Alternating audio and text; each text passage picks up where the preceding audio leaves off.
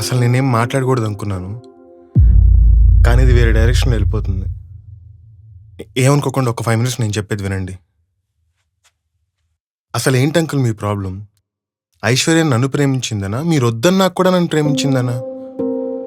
మన ఇద్దరికి ఏమైనా గొడవలు ఉన్నాయా అంకుల్? ఎవరో ఎక్కడో జాతకాలు కలవలేదంటే దాని గురించి ఇంత చేయాలా? ఇప్పుడు ఏంటి, మా ఇద్దరు జాతకాలు కలవకుండా మీ ఇద్దరం పెళ్లి చేసుకుంటే మేము విడిపోతామా? లేకపోతే తన కష్టాలు పడి బాగా బాధపడుతుంది, అదేనా మీ భయం? మరి ఈ జాతకాలన్నీ కరెక్ట్గా చూసుకొని కొంతమంది పెళ్లి చేసుకుంటున్నారు కదా, అయినా కూడా విడిపోతున్నారు, వాళ్ళ సంగతి ఏంటి?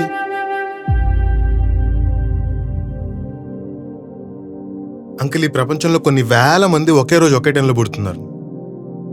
వాళ్ళందరికీ ఒకటే జరుగుతుందంటే అది ఏం లాజిక్ అంకుల్? అయినా గ్రహాల్లో అర్చితుల్లో ఏముంటుంది? మనలో ఉండాలి.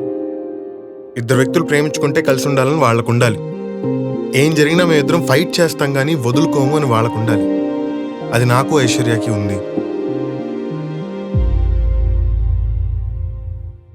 ఇంకా కరెక్ట్గా చెప్పాలంటే ఈ జాతకాలు చెప్పేవాళ్ళంతా మన భయాల మీద, ఇన్సెక్యూరిటీస్ మీద బతికే పురుగులు లాంటి వాళ్ళు అంకుల్. పిల్లలు పుడతారో లేదో వీళ్ళు చెప్పేది ఏంటి అంకుల్? మన హెల్త్ గురించి డాక్టర్ల కంటే బాగా వీళ్ళే చెప్తారు. వాళ్ళ దగ్గర అన్నిటికీ సొల్యూషన్స్ ఉంటాయి. మీరు వెళ్ళి చెప్పండి, మా అమ్మాయి ఎవరినో చేసుకుని వచ్చింది, వాళ్ళ జాతకాలు కలవట్లేదని. ఒక 10,000 ఇస్తే దానికి కూడా సొల్యూషన్ ఇస్తారు.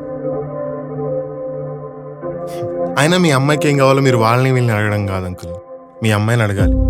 వీడే ఎందుకు నచ్చాడు, వీళ్ళు నీకేం నచ్చింది, నిన్ను బాగా చూసుకుంటాడో లేదా, అలా ఒక్కసారి అడిగారా? లేదు కదా. కూర్చోబెట్టి ఒక్కసారి అడుగుంటే మీకే క్లారిటీ వచ్చేది అంకుల్. తను అడగకుండా అవుట్ రైట్ తప్పంటాం మిమ్మల్ని మీరే చులకం చేసుకున్నట్టు. ఎందుకంటే మీ పేరెంట్స్ మా కోసం చాలా కళ్ళగంటారు, చాలా కష్టపడతారు, మేము ఎదగాలని కోరుకుంటారు. అంతా ఎదిగి మళ్ళీ మీరు చెప్పిందే వినాలి. మీరు నో అంటే ఎందుకు అని అడగకుండా సరే అన్న మీలాగే ఆలోచించాలి.